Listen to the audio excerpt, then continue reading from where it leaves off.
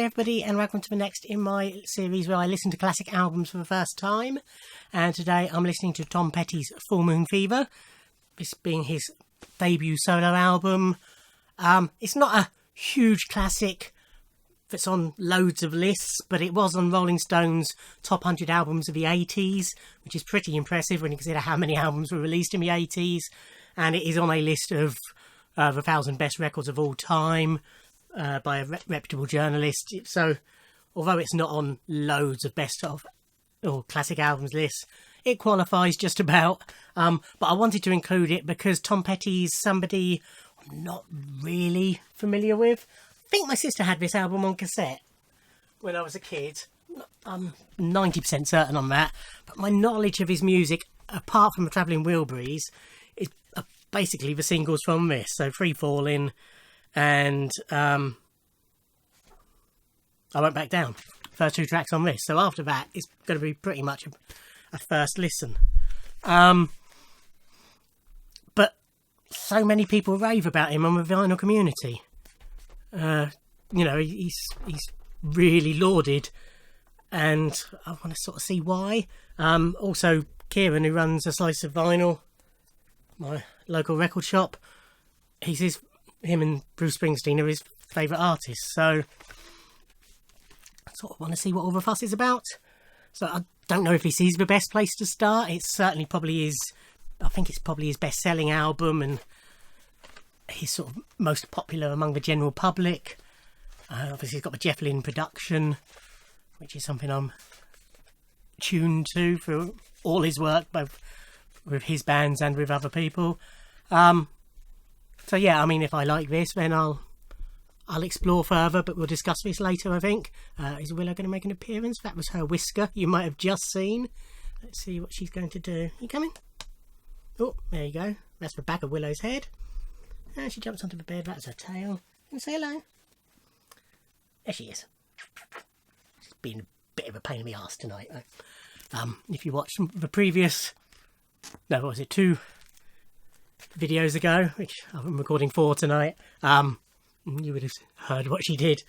But anyway, let's give this a listen and we'll see what I think. No, we won't, because I just realised I didn't show my copy.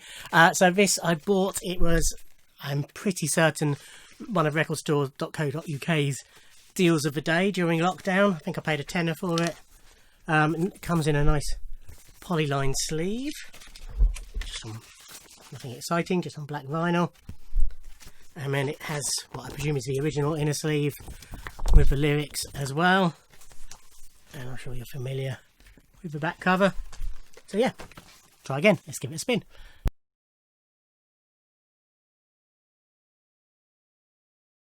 Okay, Full Moon Fever. Didn't love it. Definitely didn't hate it. It's a good album. I've not got that many notes for each track. It's not an album I've sort of got a lot to say about. It opens with Free Falling. As I mentioned at the start, a track I know, track I like. I like the chiming acoustic opening to it. But it's just, you know, a catchy, simple song, good opener. Then it goes into I Won't Back Down. Obviously, most of the album, if not all... Yes, the whole album's produced by Jeff Lynne. He co-writes a lot of the songs as well. In addition to that, I Won't Back Down has George Harrison on guitar and backing vocals as well. So that's 3/5 of the Wilburys are there. This could easily be a Wilbury song. You know, just mix the vocals up, add in Bob and Roy, and it would be a Wilbury song. And that's a good thing. I like the Travelling Wilburys. I like that song. Then it went into Love Is a Long Road. The first thing I spotted is that the intro to it is a complete rip-off of Bubba O'Reilly by The Who.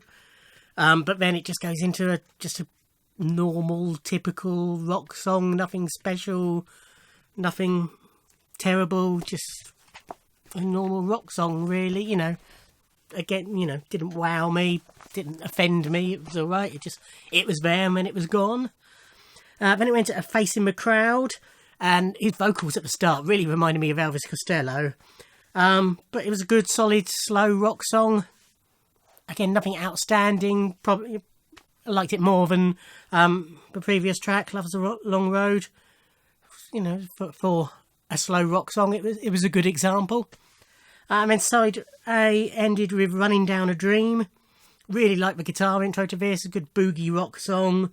Again, I could imagine the Wilburys doing that one. Good closer to the side. Side B opened with Feel a Whole Lot Better, which, as it started, I thought, oh, this sounds very Beatlesy. And then I sort of looked at the credits, and I thought, oh, it's definitely a cover. So I had a quick Google. I'm afraid I didn't recognise Gene Clark's name. And turns out he was a member of the Byrds, and it is a cover of a Byrds track that he wrote. I have a Byrds Greatest Hits, but I haven't listened to it yet, so it is no doubt on there. A good song. Enjoyed it. Very, 60s pop. A lot of fun. Liked that one a fair bit. Then it went into You're So Bad. That's another one that I could quite easily imagine the Wilburys doing. And again, that's not a bad thing. I think any of these tracks where it had that Wilburys vibe, I enjoyed them because I like the Wilburys, as I said. Then it went into Depending on You, which again had a bit of a 60s vibe, not quite so much as Feel a Whole Lot Better. It was okay. Wasn't great, wasn't terrible. It was just an okay song. And then I think really from here on in ended strongly. We had the Apartment song, which is another boogie rock song. My only gripe with it, the instrumentation on it was really good. Great drumming on it. At the end, it was just going into a nice piano solo, and it faded out, and there was clearly more to come. So that was a bit of a disappointment. I was enjoying that. And it went into All Right for Now, which felt to me like a sort of a McCartney-esque, lullaby-y, folky type picking song, and a good example of one. Enjoyed that. Then A Mind with a Heart of Its Own, is that right? Can't read my own writing. Yeah, A Mind with a Heart of Its Own. I like this nice fast-paced song.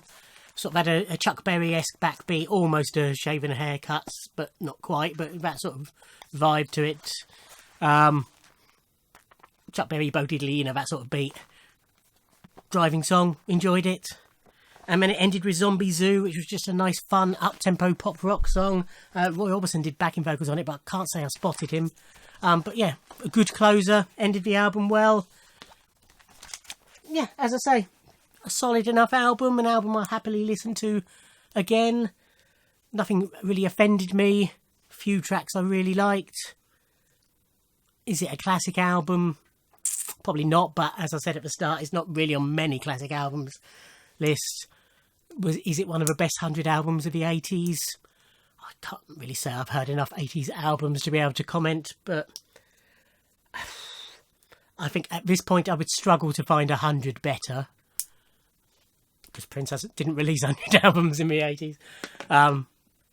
So it could quite happily be in there, I would imagine. Will I listen to more Tom Petty? Yeah, probably. I'll probably pick up, I think it's a red cover, Tom Petty and the Heartbreakers Greatest Hits type compilation.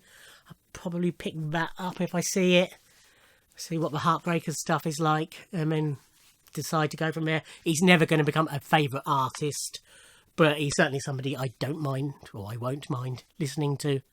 Yep, so that's it.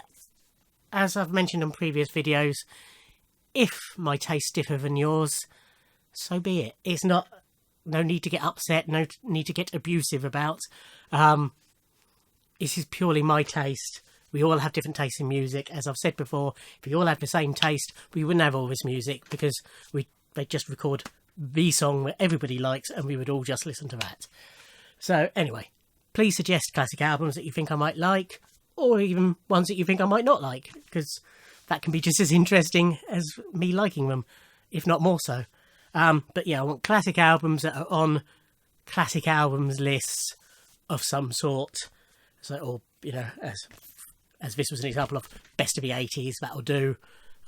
Best British albums, best American albums, whatever the lists are. As long as I can find them on a list, normally on Wikipedia it tells you what list they're on, that's normally what I go by, then I'm happy to include it. So thank you for watching, like, comment and subscribe, and I'll see you on another video. Thanks, bye.